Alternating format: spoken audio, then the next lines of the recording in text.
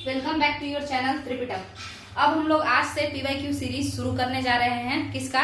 तो SSC MTS का और एसएससी से रिलेटेड और भी सीजीएल वगैरह का भी हम क्वेश्चन लाते रहेंगे। ये देखिए, ये हम क्वेश्चन लिख करके लाए हैं। ये पीवाईक्यू सीरीज का ही एक क्वेश्चन है, तो हम लोग शुरू करते हैं। देखिए जरा, आपको पता होगा कि एसएससी एमटीएस में टोटल कितने क्वेश्चन पूछे जाते हैं। किस चीज के? तो जीके जीएस के। तो 25 क्वेश्चन पूछे जाते हैं। उस 25 क्वेश्चन में से जो हम देखे तो 3-4 क्वेश्चन जो है वो करंट अफेयर का था, तो हम उसको साइड कर दिए। इसके बाद क्या हुआ? तो इसके बाद इस क्वेश्चन को देख के जो हमको समझ में आया कि आप लोगों को, एसएससी एमटीएस वाले लोगों को जिस चीज पे ज्यादा फोकस करना चाहिए वो है विविध मिसलेनियस क्वेश्चंस। ठीक है, मिसलेनियस क्वेश्चन जैसे 2-4 क्वेश्चन जब हम डिस्कस करेंगे तो आप लोग को अपने आप समझ में आ जाएगा कि हम ऐसा क्यों कह रहे हैं। एग्जाम्पल के पहला क्वेश्चन जो था इस एग्जाम में आपके वो था, देखिए क्वेश्चन नंबर पहला इन द सेंस ये मत समझिएगा कि फर्स्ट वाला ही क्वेश्चन। हम बोल रहे हैं कि जीके में जो जीके होता है, करंट अफेयर हटा के जो जीके जीएस में पहला क्वेश्चन था उसकी बात कर रहे हैं। तो शिव कुमार, क्वेश्चन है कि शिव कुमार शर्मा ये कौन सा वाद्य यंत्र बजाते हैं, ये कौन सा इंस्ट्रूमेंट बजाते हैं। ठीक है, तो समझते हैं। ऑप्शन क्या क्या है वो देख लीजिए। सितार है, संतूर है और नादस्वरम है और ढोलक है। ठीक है, सितार है, संतूर है, नादस्वरम है और तबला। ठीक है, तो अब समझते हैं। देखिए हम यहाँ पे क्या ऑप्शन लिखे, क्या तो लिख देते हैं। सितार है, इसके अलावा आपका संतूर है, इसके अलावा नादस्वरम है। अब आप ये खुद बताइए कि ये क्या आपको लग रहा है कि ये विविध का ही टॉपिक है? ये विविध लूसेंट का जो विविध है उसके 346 पेज नंबर पे जाइए, मिसलेनियस पे, वहां पे आपको ये वाद्य यंत्र वाला मिल जाएगा टॉपिक जो है। और 4 नंबर पे आपका तबला है।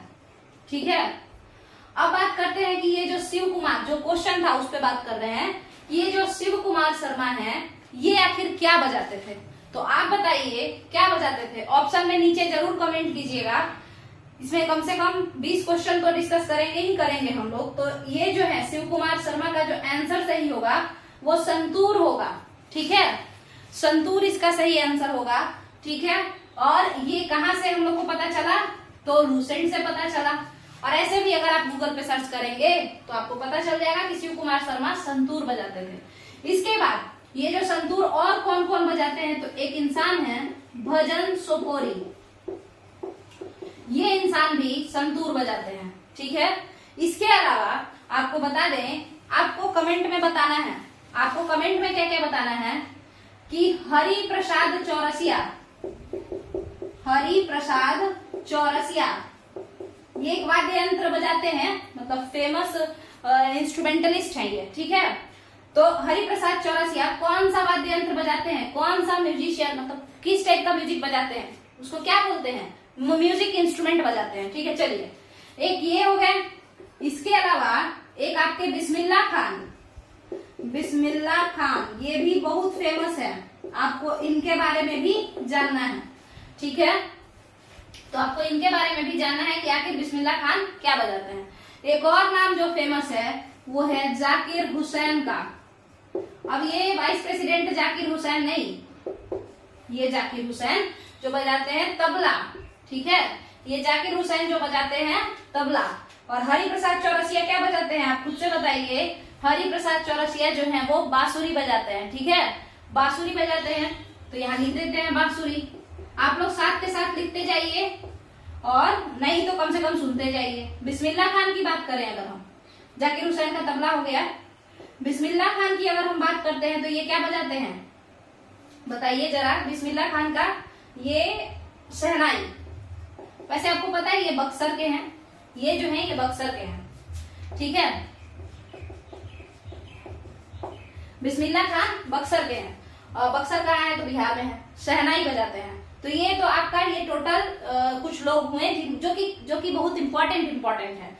ये 3 काफी इंपॉर्टेंट है, बार बार पूछे जाते हैं। जैसे हरिप्रसाद चौरसिया क्या बजाते हैं? बांसुरी बजाते हैं। बिस्मिल्लाह खान शहनाई बजाते हैं। जाकिर हुसैन तबला बजाते हैं। संतूर कौन बजाते हैं? शिव कुमार शर्मा और भजन सोपोरी। इसके बाद अगर आप बात करें तो एक और बहुत खास नाम कौन सा है? तो पंडित रविशंकर का नाम है। किसका नाम है? पंडित रविशंकर का। ठीक है, तो पंडित रविशंकर क्या बजाते हैं? सितार बजाते हैं। ठीक है, पंडित रविशंकर सितार बजाते हैं। बाकी यहाँ पे और कोई तो मेरे हिसाब से कुछ खास है नहीं, आप लोग देख लीजिए।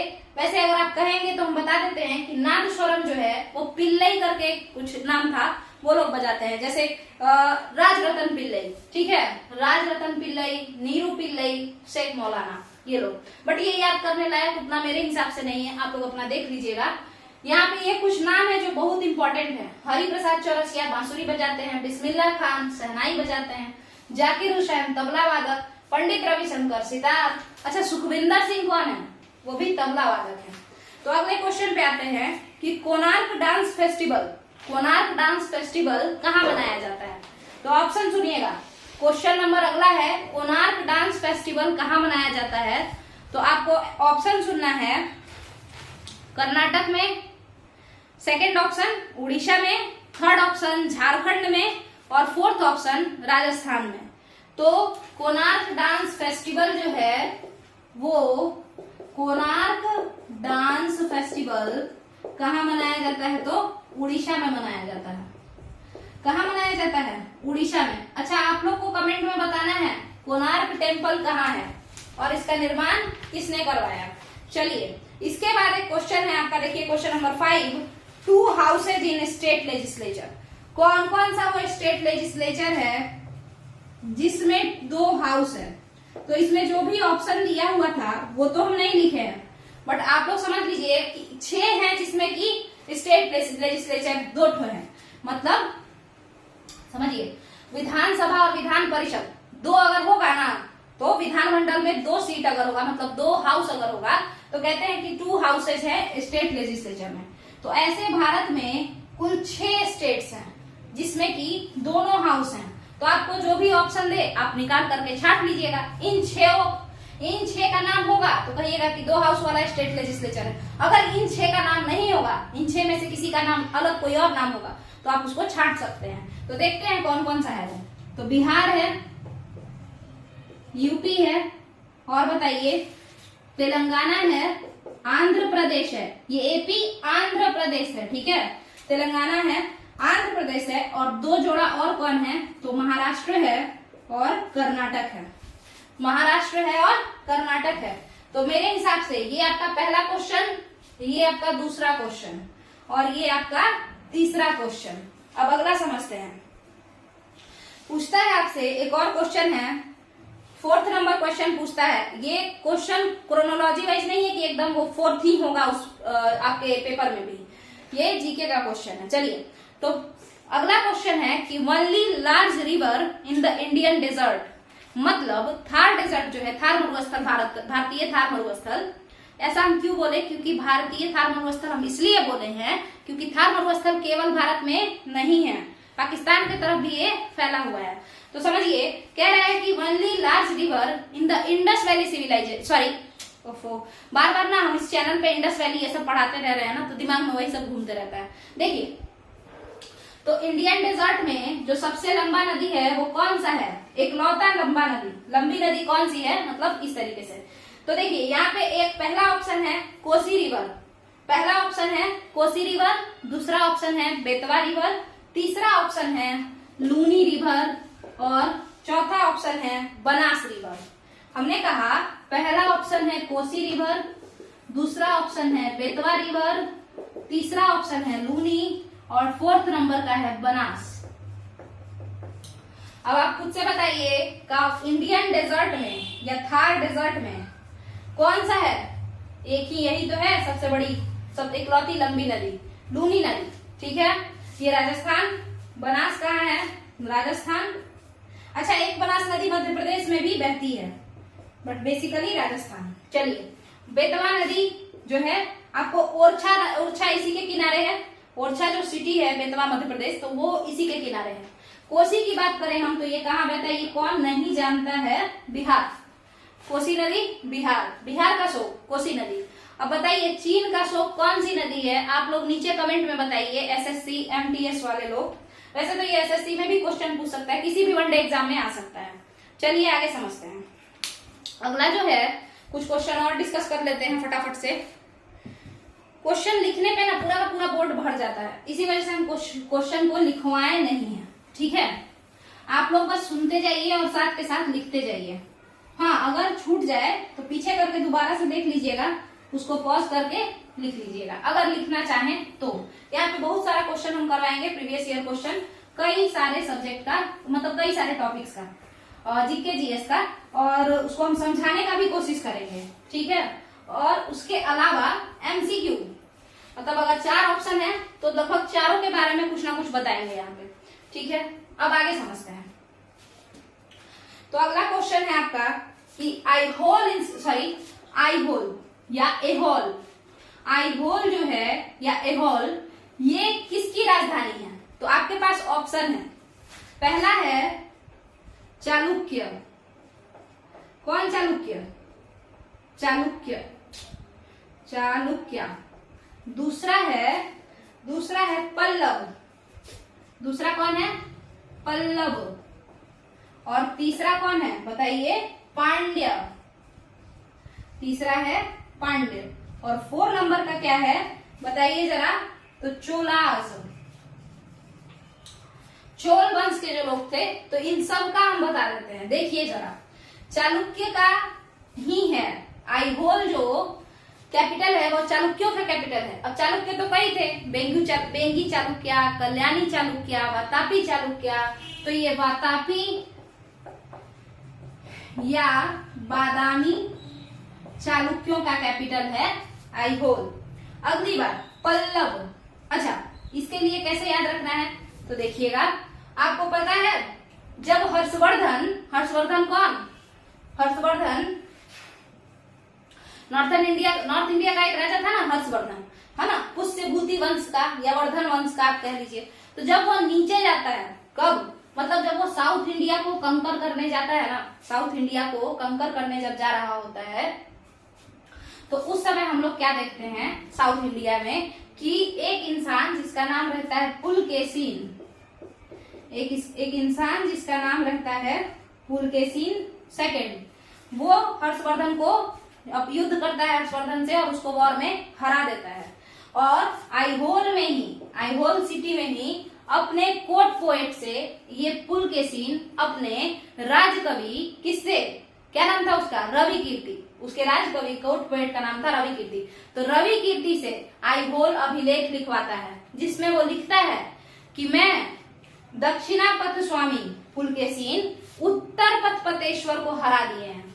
मतलब हम दक्षिण पथ के पतेश्वर, मतलब दक्षिण पथ के स्वामी, उत्तरापथ मतलब नॉर्थ इंडिया के जो पथेश्वर थे, मतलब उत्तर पथ के जो ईश्वर हैं, यानी हर्षवर्धन, यानी जो राजा हैं उत्तरापथ के, उसको हरा दिए हैं। यही लिखा हुआ है आईहोल इंस्क्रिप्शन में, ठीक है। कौन लिखा है आईहोल इंस्क्रिप्शन?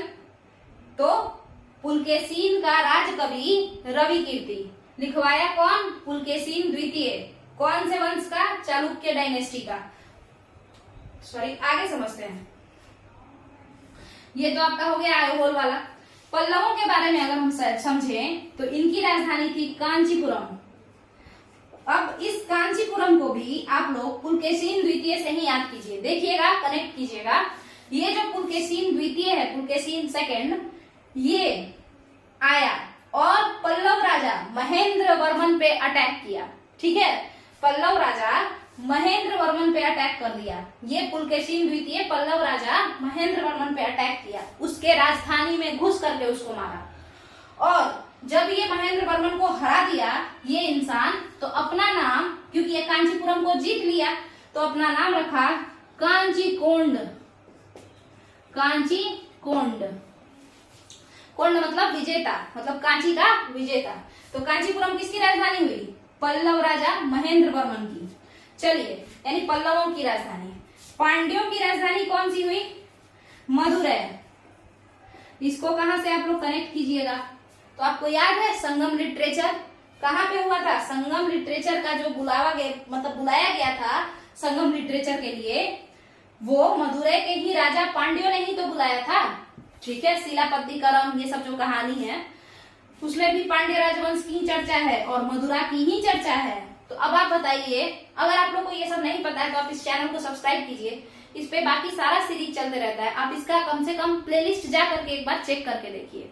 ठीक है, जो भी फर्स्ट 1000 सब्सक्राइबर होंगे इस चैनल के, उन लोगों को बैच फ्री में मिलेगा। बैच किस किस चीज का? तो जीके जीएस का, वनडे एग्जाम का जो जीके जीएस का होता है, किसी भी वनडे एग्जाम का, वो यहाँ पे मिलेगा। मगर फर्स्ट 1000 सब्सक्राइबर को फ्री में मिलेगा। एक ऐप बना करके उस पर हम लॉन्च करेंगे, अगर आप लोगों को पसंद आएगा तभी हम लॉन्च करेंगे। उसके बाद यहाँ पे क्या है कि उन लोगों को हम फ्री में गिव अवे देंगे अपने पहले 1000 सब्सक्राइबर को। जब मोनेटाइजेशन हो जाएगा उसके बाद हम ऐप बना करके देंगे।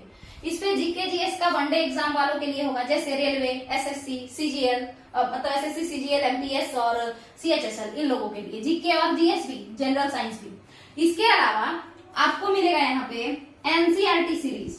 अब आप लोग कहेंगे, खास करके एसएससी वाला जो लोग हो गए या फिर जो रेलवे वगैरह के हो गए वनडे एग्जाम वाले, उनको एनसीईआरटी से तो कुछ खास लेना देना है नहीं, बशर्ते कि वो पीसीएस का एग्जाम ना देने वाले। तो ये जो है ये चल रहा है, ये सीटेट के लिए चल रहा है। इसके अलावा यहाँ पे पीवाईक्यू डिस्कस किया जा रहा है बहुत सारे एग्जाम्स का। जो भी एग्जाम्स आएंगे उनका 2-4 पीवाईक्यू तो हम जरूर कराएंगे, और सीटेट का तो हम पूरा ही कंप्लीट कराने का सोचे हैं। ठीक है, और इन लोगों का भी, बिहार स्पेशल का भी बहुत सारा क्वेश्चन हम कंप्लीट करवाएंगे। जैसे बिहार से रिलेटेड एग्जाम्स का, बीपीएससी का प्रीवियस ईयर क्वेश्चन, बिहार दरोगा का प्रीवियस ईयर क्वेश्चन यहाँ पे आपको मिलेगा। हर संडे के दिन आपको कुछ वीडियो मिल जाएंगे। इसके बाद समझते हैं अगला। इसके बाद यहाँ पे समझिए, आपको बिहार स्पेशल का जो लेक्चर है इस चैनल पे चलाया जा रहा है, बिहार स्पेशल सीरीज। इसमें अच्छे से बिहार का हिस्ट्री, मॉडर्न हिस्ट्री, फिर ancient history, medieval history, geography, ये सब चल रहा है। ठीक है, फिर बिहार स्पेशल को सीरीज को पूरा कंप्लीट कराया जाएगा और इसका भी एक अलग से हम बैच में लाएंगे। तो ये कुल इतना सारा काम इस पे चल रहा है इस चैनल पे। ठीक है, तो पीवाईक्यू भी चलेगा, हर संडे को चलेगा। ठीक है, और यहाँ समझिए 1000 सब्सक्राइबर को क्या मिलेगा? तो गिव अवे मिलेगा। तो ये सब तो थोड़ा बहुत चैनल के लिए, चैनल के ग्रोथ के लिए करना ही पड़ता है। अब हम लोग बाकी इस पे मेहनत हम करते रहेंगे, साथ में हम लोग रिवाइज करते रहेंगे। चलते हैं आगे, देखिए। तो हम क्या बता रहे थे पल्लवों के बारे में कि कांचीकोंड पुलकेशिन द्वितीय पल्लव राजा को पीट लिया, उसके ही राजधानी में घुस करके, और बोला कि हम कांची के विजेता हैं, और अपना नाम रखा कांचीकोंड। कांची क्यों, कौन है? कांची राजधानी का नाम है कांचीपुरम। चलिए अगला जो है पांड्य मदुरै हो गया। चोल के बारे में अगर आप लोग जाने तो चोल लोग जो थे ना, चोल साम्राज्य के लोग, पहले इनका पतन हो गया था। तो जब स्टार्टिंग में चोल, 2 बार चोल साम्राज्य बना। पहली बार जब चोल साम्राज्य बना वो संगम पीरियड के समय में बना था। तो उस समय जो चोल साम्राज्य के संस्थापक थे वो थे विजयालय। ये विजयालय थे संस्थापक, फाउंडर, और कैपिटल था उरैयूर।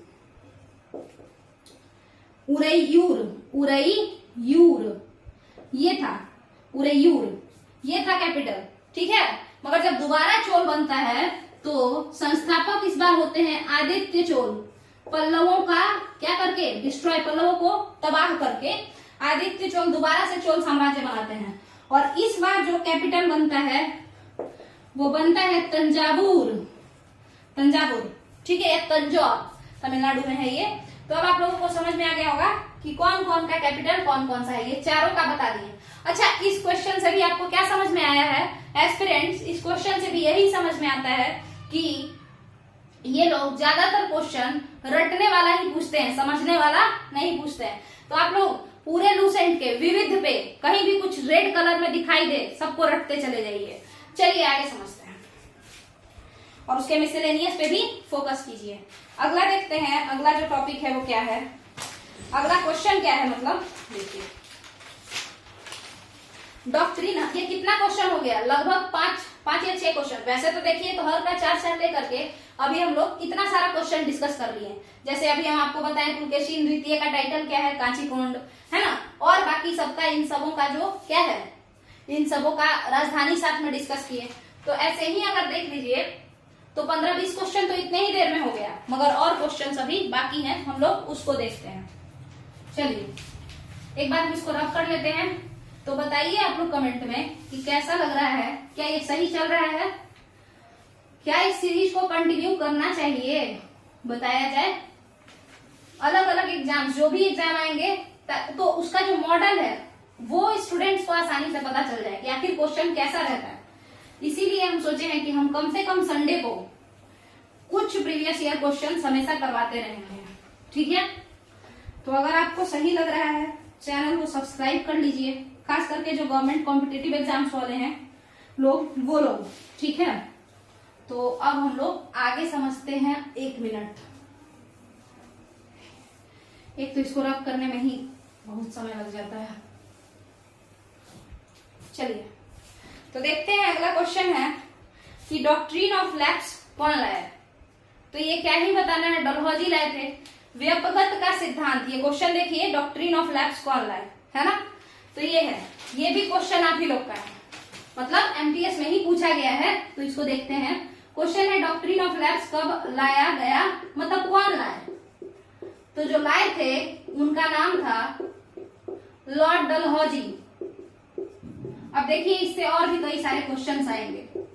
एक तो ये क्वेश्चन पूछा तो आप बताएंगे लॉर्ड डलहौजी, मगर मान के चलिए अगर पूछता कि कब लाया गया, तो आंसर नंबर 2।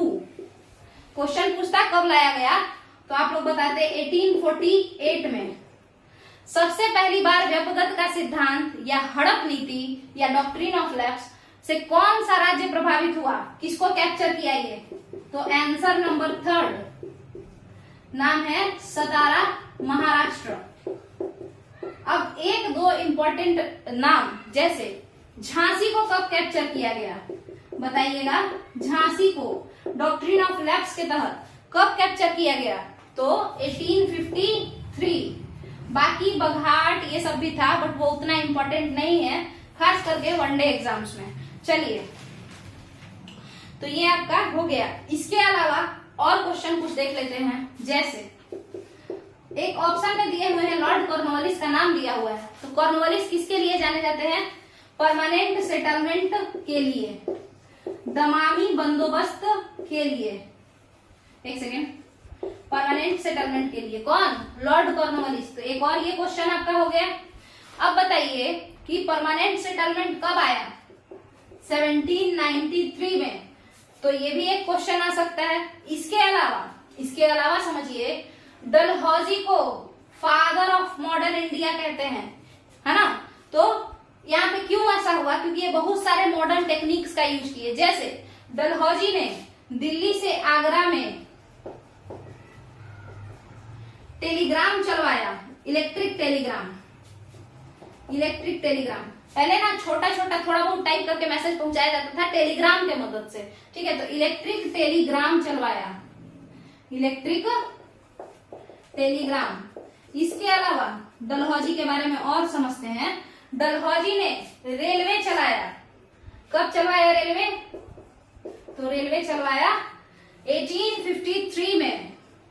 कहां से कहां तक, बॉम्बे से थाने तक, ठीक है। टोटल शायद 34 किलोमीटर तक चलाया गया इसको। तो ये आपका ये 34 किलोमीटर पूछे ना पूछे, ये जरूर पूछ सकता है, ये पूछ सकता है।